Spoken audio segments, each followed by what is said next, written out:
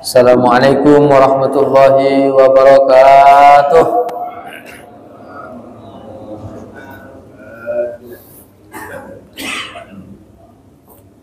Innal hamdalillah nahmaduhu wa nasta'inuhu wa nastaghfiruh wa na'udzu billahi min shururi anfusina wa min sayyiati a'malina. May yahdihillahu fala mudilla lahu wa may yudlil fala hadiya lahu. Asyhadu an la ilaha illallah wa asyhadu anna Muhammadan abduhu wa rasuluh. Allahumma salli ala sayyidina Muhammad wa ala alihi wa ashabihi wa man sara ala nahjihi ila yaumil qiyamah. Amma ba'd. Hadirin hadirat yang dimuliakan Allah Subhanahu wa taala, alhamdulillah wa syukurillah, pada subuh yang cerah ini Allah Subhanahu wa taala memberikan kesempatan kepada kita melaksanakan sholat subuh secara berjamaah,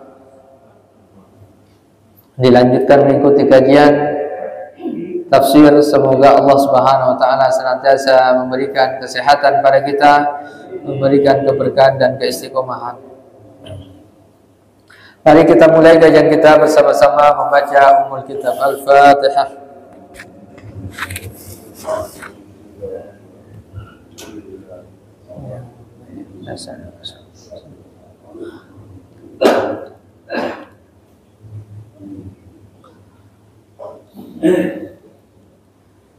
Baik, kita akan lanjutkan kajian dan tadabbur ayat sampai di ayat keberapa? 91.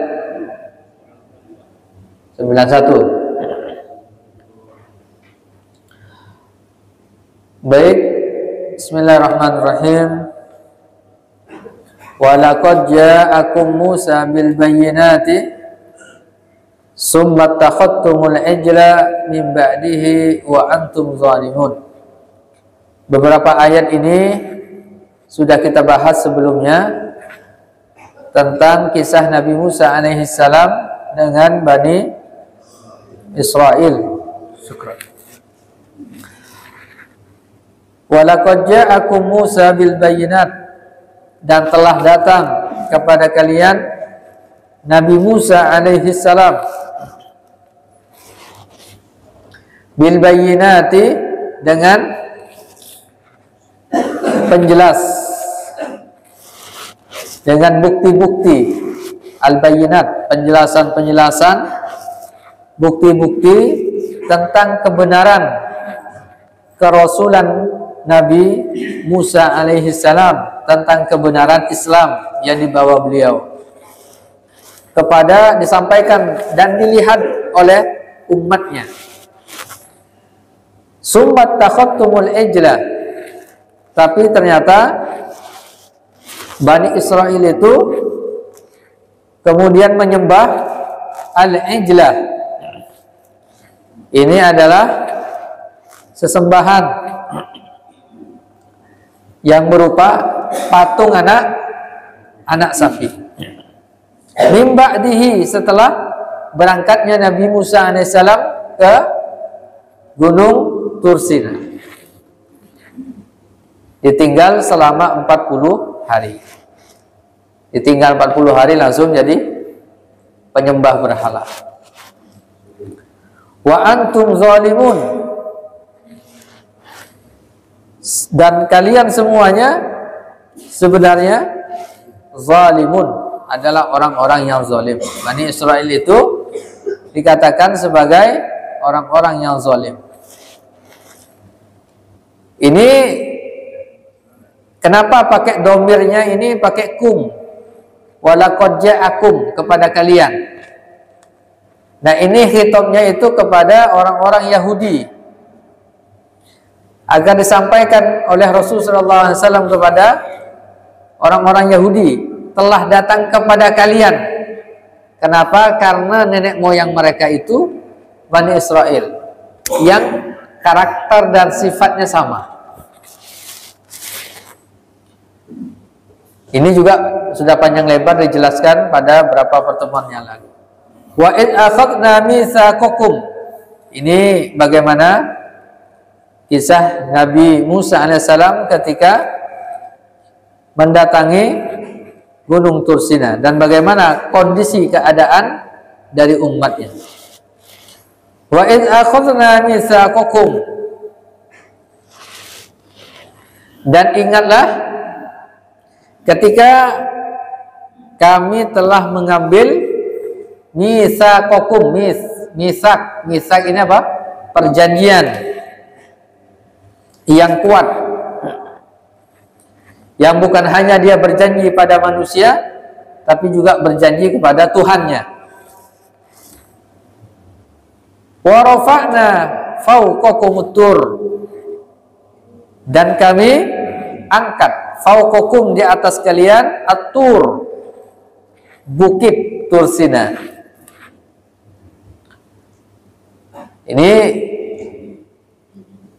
Nabi Musa alaihissalam diminta untuk mendatangi bukit Tursina, dan bukit itu tidak jauh tempatnya dari tempatnya Bani Israel itu. Tapi kemudian mereka berpaling lagi. Khudzu ma atainakum biquwwah. Khudzu, ambillah, peganglah secara kuat, biquwwatin, dengan kuat. Apa itu? Janji kalian pegang dengan kuat, kitab sucinya pegang, komitmen dengan kuat. Wasma'u, dan dengarkan. Wasma'u, dengarkan baik-baik apa yang disampaikan oleh Nabi Musa alaihissalam. Jangan berpaling, kan gitu ya. Kalian sudah diberi Alkitab, kitab suci. Kalian sudah dijelaskan oleh Nabi Musa alaihissalam tentang kebenaran beliau, tentang wajibnya menyembah Allah Subhanahu wa taala, tentang ketaatan. Maka isma'u, dengarkan baik-baik, laksanakan, kan gitu kan. Itu perintahnya. Sama seperti kita menjelaskan mendengarkan penjelasan, misalnya penjelasan langsung dari Nabi Muhammad SAW. Tinggal dengarkan dan laksanakan. Tapi kemudian mereka ini tetap berpaling. Qalu, mereka mengatakan sami'na wa asaina. Kami mendengar, kami akan mendengar baik-baik. Wa asaina, tapi kami tak akan mengerjakannya. Nah, ini mereka. Nah, karakter mereka itu mendengarkan tapi tak melakukan. Padahal kalau karakter umat Nabi Muhammad SAW, qalu sami'na wa ata'na. Ini asaina, asa, maksiat. Kami sami'na, mendengar, wa asaina, kami akan bermaksiat. Artinya nasihat-nasihat, bukti-bukti dari Nabi Musa AS kepada Bani Israel itu, padahal bukti-buktinya sangat jelas sekali. Mulai dari dikejar-kejar, diselamatkan dari Fir'aun, sampai kemudian mereka diberikan al-manna wassalwa, makanan dari manna wassalwa. Tapi mereka tetap tidak mau beriman. Qalu sami'na wa asaina. Ternyata orang-orang Yahudi juga sama. Nah, bagaimana karakter dari umat Islam? Sami'na wa ata'na. Sebagaimana ketika kita mendengarkan misalnya secara langsung penjelasan Nabi. Kalau sekarang tidak langsung kita mendengarkan nasihat Nabi secara langsung, tapi ada Al-Qur'annya, ada hadis-hadisnya. Yang semestinya kita menjadi sami'na wa ata'na. Selalu mendengarkan wa ata'na, melaksanakan. Taat itu melaksanakan. Nah, Bani Israil ini tidak. Wa usribu fi qulubihimul ijla bi kufrihim. Wa usribu, dan telah diminumkan. Telah di syaraba ini artinya minum. Wa usribu, kalau udah orang minum, maka semua apa yang dimasukkan itu terserap semuanya. Fi qulubihim, dan telah diresapkan apa? Ke dalam hati-hati mereka itu al-ijlah, kecintaan, ketaatan mereka kepada anak atau patung anak sapi. Luar biasa. Ini yang tidak masuk akal gitu. Jadi logika sehatnya itu, ada Nabi Musa menjelaskan tentang kebenaran agama Islam, menjelaskan tentang syariatnya, lalu ada bukti-bukti kitab sucinya, ada kemukjizatannya, mereka tidak mau beriman. Tapi giliran ada anak patung sapi, patung anak sapi, dia tidak bisa ngomong, dia tidak bisa bergerak, tidak bisa mendatangkan manfaat dan mudarat. Tak pernah ngajak mereka kan untuk menyembah, tidak bisa ngomong, tapi itu kemudian disembah sama mereka. Ini kenapa demikian? Ini dikatakan, kenapa kok tertutup akal sehatnya? Bi kufrihim, karena kekufurannya, kekafirannya. Jadi maka disebut dengan kafir itu karena dia menutup. Kafaro itu artinya menutup. Bi kufrihim, dia menutup hatinya, menutup akal sehatnya dari kebenaran Islam. Padahal logikanya ini logis ini. Seharusnya nyembah Allah Subhanahu wa taala yang menciptakan langit bumi serta isinya. Tapi kok ada orang yang tidak, kok tak, kayaknya akalnya kurang sehat seperti itu. Nah, itu tertutup. Namanya tertutup, tak nampak gitu. Tak nampak dengan bahwa oh ini benar. Dia tidak bisa membedakan, oh ini benar, ini salah. Oh ini hak, ini batil. Dia tidak bisa. Bi kufrihim, karena kekufuran, diliputi oleh kekufuran. Makanya banyak orang itu menyembah selain Allah Subhanahu wa taala karena kekufurannya. Coba sedikit saja mereka membuka dirinya. Oh iya ya, kenapa kita nyembah anak, ya patung anak sapi? Udahlah patung anak sapi lagi. Ya kenapa enggak patung mbahnya sapi kan? Logika ini ya. Ini luar biasa. Sebagaimana kalau kita lihat di India itu masih banyak orang yang nyembah sapi. Padahal sapi itu di Indonesia jadi daging rendang kan gitu ya. Jadi makanya di sana itu umat Islam diantaranya juga banyak dimusuhi. Kenapa? Ya karena Tuhan mereka disembelih. Tapi kalau dia terbuka, iya, apa Tuhan itu disembelih ini? Seharusnya apa? Ada nalarnya gitu. Cuman tak muncul tuh, tetap aja nyembah itu.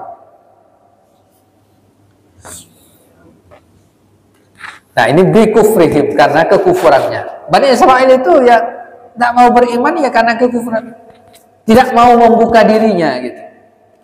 Kul, katakan wahai Muhammad sallallahu alaihi wasallam, Bi'sa ma ya'murukum bihi imanukum. Sungguh sangat jahat perbuatan yang diperintahkan imanmu kepadamu. In kuntum mu'minin. Jika kalian betul beriman pada kitab-kitab Taurat. Jadi kepada orang-orang Yahudi dikatakan, kalau memang benar engkau beriman kepada kitab Taurat atau kepada kitab perjanjian lamamu, kan gitu ya, maka ini adalah seburuk-buruknya iman. Kenapa? Karena dalam kitab Taurat pun tak ada untuk menyembah anak sapi. Nah, ini iman yang kebablasan, tak sesuai dengan nalar dan hakikat manusia. Ini juga sudah dijelaskan panjang lebar pada beberapa pertemuan yang lalu. Kita lanjut. 94. Kul, katakan wahai Muhammad sallallahu alaihi wasallam, in kanat lakumud darul akhiratu, apabila kalian menganggap, in kanat lakum, bagi kalian, ad-darul akhiratu, kehidupan, ad-dar itu rumah, al-akhiratu yang akhiratu yang atau akhirat ya, al-akhiratu akhirat, atau disebut dengan rumah akhirat, rumah terakhir kita, atau kehidupan setelah hari kebangkitan. Apabila kalian menganggap bahwa kehidupan akhirat indallahi, di sisi Allah Subhanahu wa taala, khalisatan, khusus,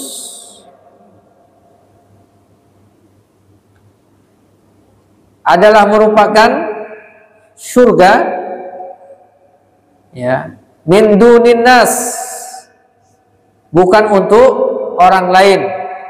Fatamannaul mauta, maka hendaknya kalian benar-benar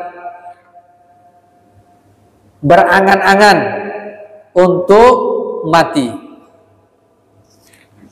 ya. In kuntum shodiqin, jika kamu memang benar. Nah, ayat ini memberikan bantahan kepada orang-orang Yahudi. Kalau benar iman kalian itu tulus, iman kalian itu benar, dan kalian mempercayai kehidupan akhirat, dan kalian meyakini pasti masuk surga, maka mintalah mati ya. Kamu akan merasakan nanti, begitu bahasa. Kalian akan merasakan nanti. Kenapa? Karena mereka ini mengatakan bahwa mereka adalah Bani Israel, itu adalah anak, dikatakan anak keturunan, anak Tuhan. Mereka menganggapnya ini nanti dalam ayat yang lain. Dan orang-orang yang paling dicintai oleh Allah Subhanahu wa taala. Silakan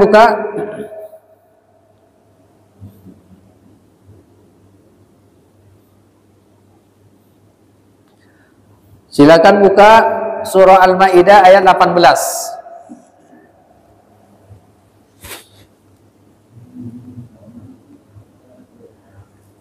Al-Maidah ayat 18. Wa qalatil yahudu wan nasara, orang-orang Yahudi dan Nasrani mengatakan, nahnu abna'ullah, kami ini adalah anak-anak Allah. anak kesayangan. Wa ahibba'uh, dan kami adalah anak-anak kesayangan. Itu mereka katakan tuh. Qul falima yu'azzibukum bizunubikum. Tapi ingat kata Allah, kalian akan disiksa dengan dosa-dosa kalian itu. Bal antum basyarum mimman khalaq. Kalian itu manusia biasa. Jangan merasa menjadi anak Tuhan, anak kesayangan. Yaghfiru liman yasha wa yu'adzibu man yasha. Ini sifat Rahman Rahimnya Allah. Masih dalam ayat ini dijelaskan Allah itu maha mengampuni orang yang ia kehendaki atau mengazab orang yang dikehendaki. Gitu. Nah, maka yang dari dulu sampai sekarang juga sama. Mereka menganggap dirinya adalah orang-orang pilihan yang dipilih oleh Tuhannya. Kalau mati pasti masuk surga. Gitu. Keyakinannya kan itu sekarang. Ya. Bahkan sekarang udah dosanya udah diampuni semua udah. Karena udah ditebus dosa-dosanya. Gitu. Padahal Allah Subhanahu wa taala secara jelas, bahkan makanya nanti dalam ajaran Islam itu tidak diperbolehkan mendoakan itu. Kenapa? Karena itu akan sia-sia. Karena kekufurannya. Bisa dibuka surah At-Taubah ayat 80. At-Taubah ayat 80.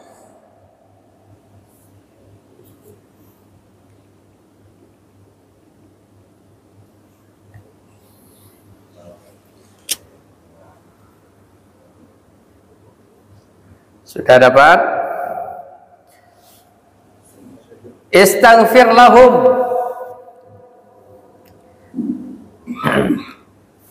Mintalah ampun untuk mereka, kata Allah. Aula tastaghfir lahum, atau engkau wahai Nabi Muhammad tidak meminta ampun untuk mereka. In tastaghfir lahum, jika kalian minta ampun untuk mereka sab'ina marratan, 70 kali pun, falan yaghfirallahu lahum, maka Allah tidak akan mengampuni mereka. Kenapa? Zalika bi'annahum kafaru billahi wa rasulih. Hal itu karena mereka kafir, kufur kepada Allah dan Rasulnya. Wallahu la yahdil qaumal fasikin. Allah tidak akan memberikan hidayah kepada kaum yang fasik. Ini jelas ya. Maka ya orang yang belum bersyahadat mau diistighfari sampai 70 kali pun tak bisa. Tapi selama dia beriman, sampai enggak? Sampai. Istighfarnya sampai. Gitu. Terbalik. Baca surah Muhammad ayat 9.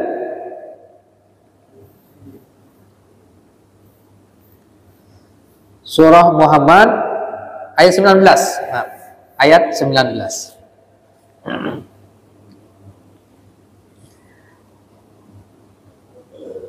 Fa'lam, ketahuilah, annahu la ilaha illallah, bahwa sesungguhnya tiada Tuhan kecuali Allah. Artinya orang sudah bersyahadat nih. Wastaghfir, nih perintahnya. Wastaghfir, dan beristighfarlah, mintalah ampun kepada Allah. Untuk siapa?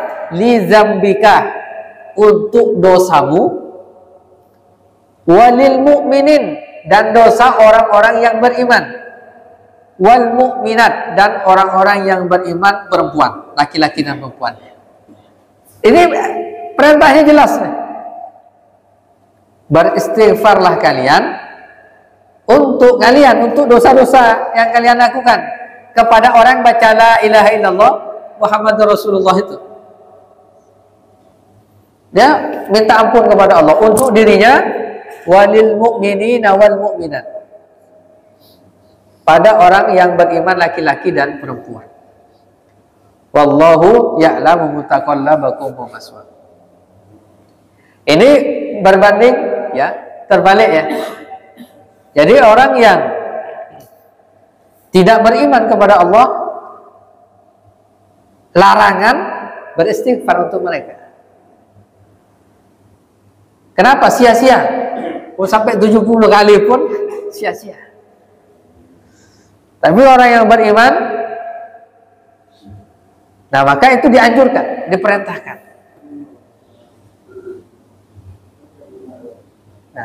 Nah ini sangat luar biasa. Nah orang-orang Yahudi pada saat itu, ya mereka menganggap itu tadi, keimanan mereka itu benar. Apa yang mereka lakukan itu pasti diridhoi Allah, dan mereka menganggap bahwa diri mereka itu adalah anak-anak Allah. Kalau begitu kata Allah, udah ya, mati saja. Insya Allah nanti akan tahu bagaimana kebenarannya. Tapi kemudian apa? Mereka mengatakan walayatamannauhu. Nah kata Allah ini ayat berikutnya tuh 95-nya. Walayatamannauhu abada. Dan sekali-kali mereka tidak akan menginginkan kematian itu, disuruh mati itu. Kalau begitu matilah kalian. Berangan-anganlah untuk segera mati. Kalau memang benar itu. Tapi kata Allah, mereka itu tidak akan pernah melakukan apa? Berangan-angan mau mati. Bima qaddamat aydihim. Karena sudah berapa banyak dosa dan kesalahan yang mereka lakukan dengan tangan-tangan mereka itu, sampai membunuh para nabi dan rasul. Wallahu alimun bizzalimin. Dan Allah Maha mengetahui orang-orang yang zalim. Walaupun apa? Kezaliman mereka tidak dilihat oleh Nabi Musa, tidak terekam juga dalam Al-Quran, kan gitu kan? Apa kezaliman apapun yang mereka kerjakan, yang mereka lakukan, Allah Maha mengetahui. Begitu juga bagi umat Islam, seharusnya meyakini ini. Wallahu alimun bizzalimin. Dia tidak boleh melakukan kezaliman karena Allah Maha mengetahui. Karena biasanya kalau diliput media, biasanya apa? Orang itu tidak melakukan kezaliman, jaib kan itu ya. Tapi ketika di luar media, di luar kerumunan, itu adalah bagian dari kezaliman. Dan Allah Maha mengetahui, tidak perlu pencitraan. Ya, Allah Maha mengetahui. Ayat terakhirnya, wala tajidannahum ahrasan nas. Bahkan sebaliknya, jangankan mereka disuruh minta mati, wala tajidannahum ahrasan nas. Mereka itu kalian akan mendapati mereka ahrasan nas, orang yang paling antusias untuk hidup, ala hayatin, untuk hidup. Nah mereka ini apa? Sebenarnya takut mati. Padahal mereka meyakini kebenaran agamanya, keyakinannya, tapi mereka takut mati. Berbeda dengan umat Islam. Umat Islam itu tidak takut mati dalam kebenaran. Itu tidak takut mati umat Islam. Kalian akan mendapati mereka itu ahrasun nas, orang yang paling antusias, berlomba-lomba ya untuk hidup. Wa minal ladzina asyraku, dan orang-orang syirik. Jadi Bani Israel, orang-orang Yahudi, orang-orang yang musyrik, menurut ayat ini mereka senantiasa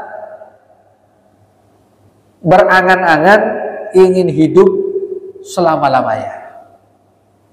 Yawaddu ahaduhum, bahkan di antara mereka itu sangat-sangat menginginkan lau yu'ammaru alfasanah, kalau seandainya dia bisa dikasih umur berapa? 1000 tahun. Mereka mengatakan kalau bisa ya kita akan hidup 1000 tahun lagi. Wah, kita pasti sehat begitu. Ya kan? Bagaimana caranya supaya mereka hidup sampai 1000 tahun? Ada enggak kira-kira umat Islam yang seperti itu? Pengen hidup 1000 tahun? Berarti angan-angannya sama dengan wa ma huwa bimuzahzihihi minal azabi ayu amar. Ya. Masing-masing dari mereka ini ingin agar diberi umur 1000 tahun, lau yu'ammaru alfasanah. Wa ma huwa bimuzahzihihi, padahal apa? Umur panjang itu sama sekali tidak menjauhkan mereka dari siksa Allah Subhanahu wa taala. Jadi ya percuma saja mau dipanjangkan umurnya, juga sama dapat siksa juga. Wallahu basirum bima ya'malun, dan Allah basir, maha melihat, bima ya'malun, apa saja yang mereka kerjakan. Udah ada catatannya semua. Allah maha mengetahui, Allah maha melihat ya, dan Allah maha ya mencatat segala amal kebaikan dan keburukan manusia. Mudah-mudahan kita tidak termasuk sifat dan karakter Bani Israel, orang-orang Yahudi dan musyrikin ya, ketika mereka menghadapi kebenaran Rasul, kebenaran yang datang dari Rasul, kebenaran yang datang dalam Al-Quran, dan kebenaran yang dibawa oleh para ya orang-orang ya penerus dari Nabi dan Rasul. Wallahu a'lam bishawab. Silakan jika ada yang mau. Waalaikumsalam warahmatullahi wabarakatuh.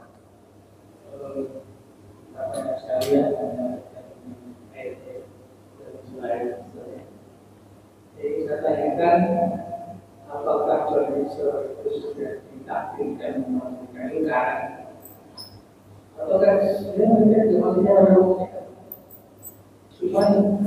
dalam pengertian ini adalah budayanya memang ya mereka bangga dengan sukunya, bangga dengan budayanya. Apakah tidak ada kepentingan mereka punya iman yang kuat, misalnya ya ulama atau apa, atau ada sahabat yang asalnya dari Yahudi dari Israel kan, karena ayat ini mengarahkan sebenarnya paling dolim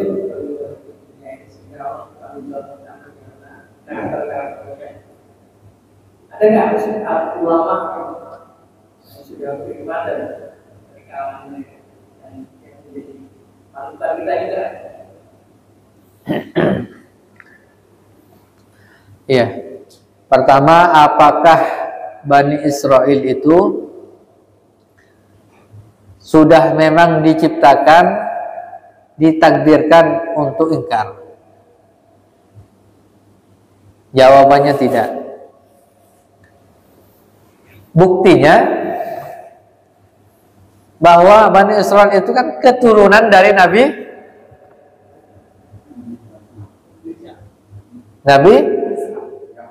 Yakub alaihi salam. Ya, Nabi Yakub. Kan gitu kan. Dari sini tidak semua keturunan buah, istilahnya pepatah itu kan biasa orang buah itu tidak akan jatuh jauh dari pohonnya, kan gitu. Nah, ini juga tidak semuanya juga itu benar. Nah, dari garis keturunan itu tetap saja ada nabi sampai ke Nabi Ishak, Nabi Musa, kemudian Nabi Isa alaihi salam. Dari situlah maka kemudian terputus jalurnya, kemudian melalui jadi jalur Nabi Ibrahim alaihi salam. Sebenarnya yang mereka diciptakan bukan untuk ditakdirkan untuk ini untuk ingkar kepada Allah, karena begitu banyak ayat dan ya hadis yang menjelaskan tentang itu, khususnya ayat, karena ini terkait dengan cerita umat terdahulu. Makanya mereka diturunkan, diutus kepada mereka itu para nabi dan rasul supaya mereka ini beriman kepada Allah. Kalau tidak ditakdirkan ini tak perlu dikirimkan ini kan. Makanya nabi dan rasul itu banyak dikirimkan ke Bani Israil. Gitu ya. Itu sangat banyak sekali. Dan apakah ada yang orang Yahudi ini masuk Islam? Ya banyak juga. Ya. Nah, termasuk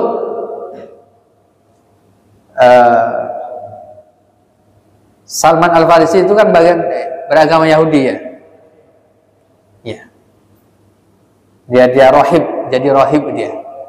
Kemudian dia masuk Islam.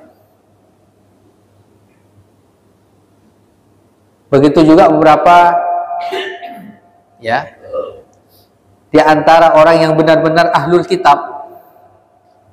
Ini yang diminta oleh Rasulullah SAW untuk ini diantaranya adalah pamannya Rasulullah, pamannya Siti Khadijah itu ya. Siapa? Waraqah bin Naufal. Dia tahu tentang itu, lalu dia akan sebenarnya kalau saya akan hidup kan itu, saya akan beriman kan itu. Nah kalau nama-nama yang lainnya wallahu alam tak apal ya, dari kalangan Yahudi dan ulama. Tapi banyak sekarang ini orang Yahudi peneliti misalnya, lalu dia meneliti tentang keislaman, nah, kemudian dia masuk Islam ya. Mungkin namanya yang perlu kita cek lagi. Itu banyak terkait dengan hal ini, karena memang perintahnya itu adalah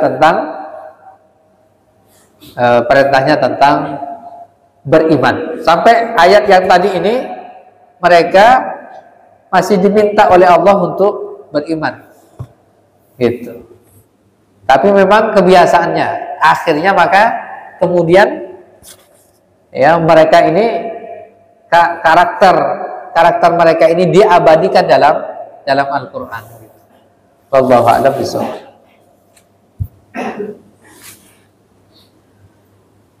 Masih ada, silakan.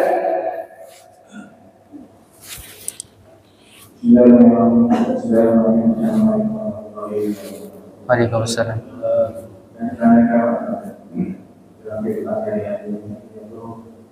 Konsepnya bagaimana yang dapat diambil kita mentaati perintah Allah dan mengerjakan apa yang telah diperintahkan oleh Allah kepada-Nya, sehingga kita tidak mudah melalaikan atau tidak mudah yang telah diperintahkan Allah. Karena kita dalam waktu dan dalam jam sholat itu biasa lain bukan dari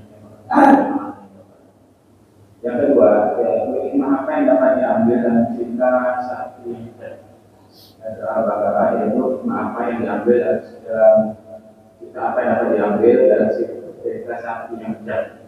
Yang ketiga, apa hikmah Allah menurut kaum Bani Israil dan menurut sapi. Saya baca Waalaikumsalam warahmatullahi wabarakatuh. Iya. Pertama, bagaimana kita bisa istiqomah, sami'na wa ata'na, kan itu ya, supaya kita istiqomah senantiasa sami'na wa ata'na. Ya, bagaimana kita bisa jangan banyak mempertanyakan perintah Allah dan Rasulnya.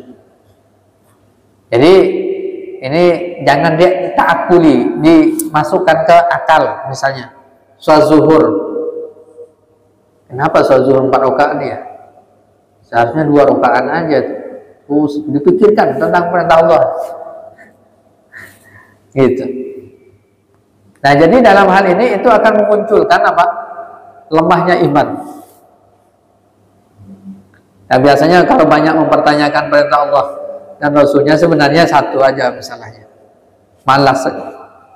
Karena malas saja. Karena malas ini maka karena tidak mau mengerjakan gitu, maka banyak pertanyaan-pertanyaan. Bagaimana? Kenapa begini? Kenapa begini? Nah, yang paling utama adalah fattaqullaha mastata'tum. Kita taat kepada Allah sesuai dengan kemampuan kita. Ini yang penting. Bagaimana kita bertakwa kepada Allah?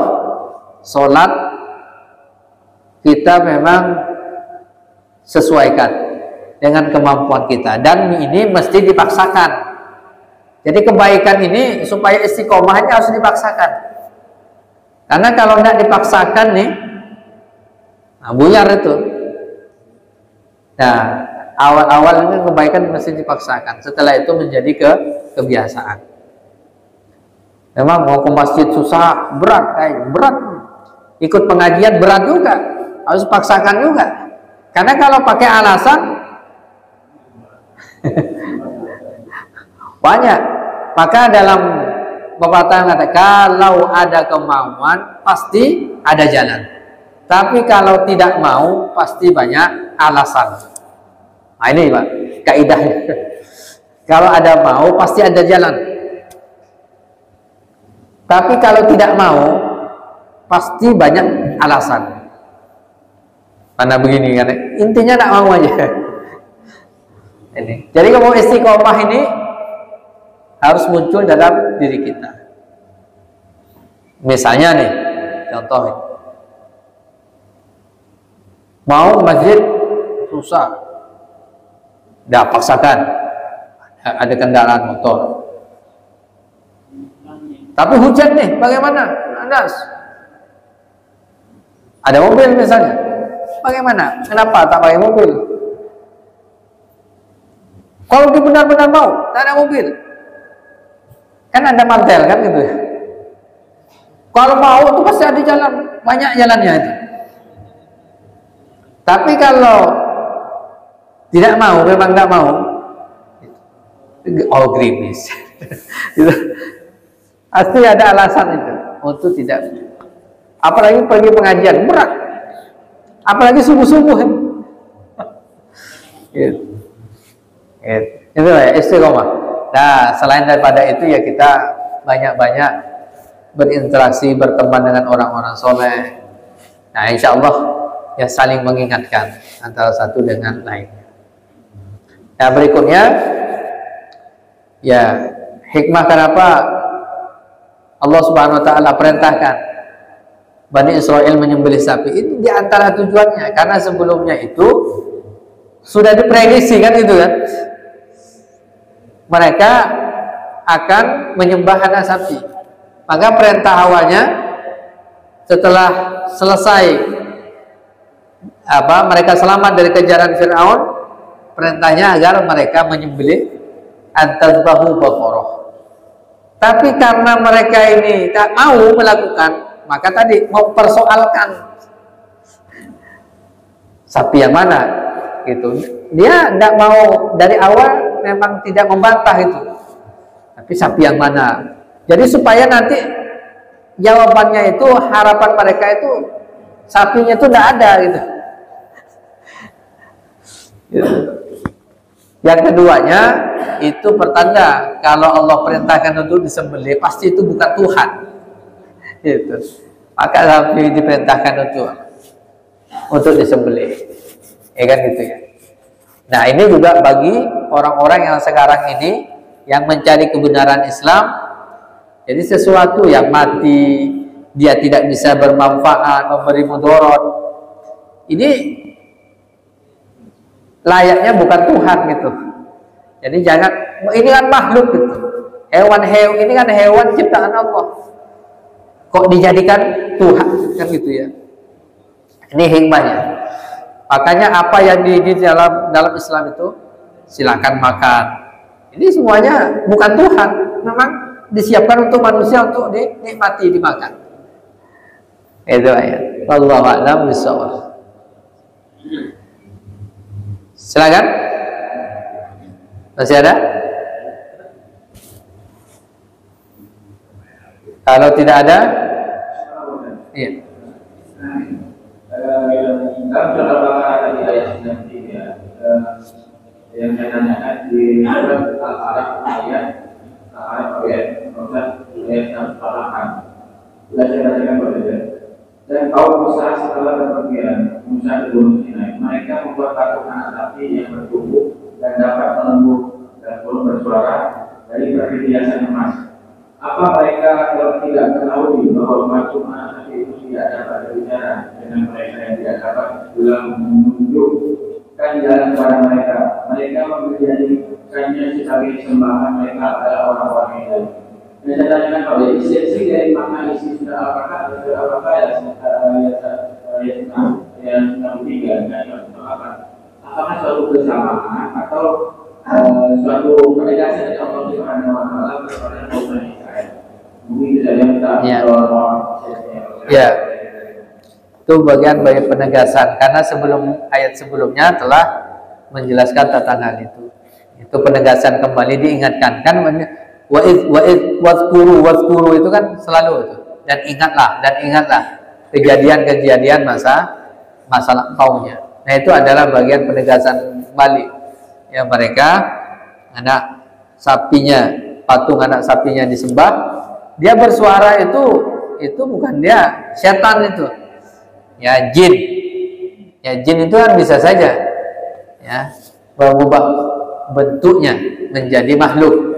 Lalu dia bisa bersuara, gitu. Itu bisa. Ya.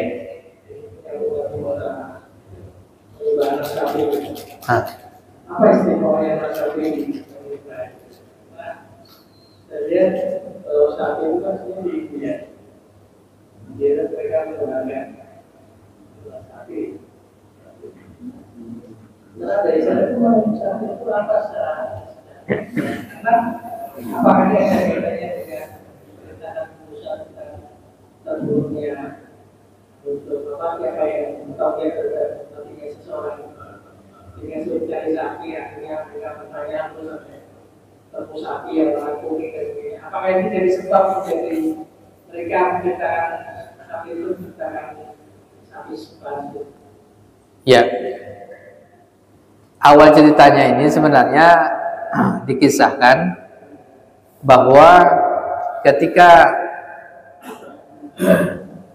Nabi Musa dengan kaumnya ini melewati Laut Merah itu, dikejar oleh Firaun kan, kemudian dia mengumpalkan tongkatnya.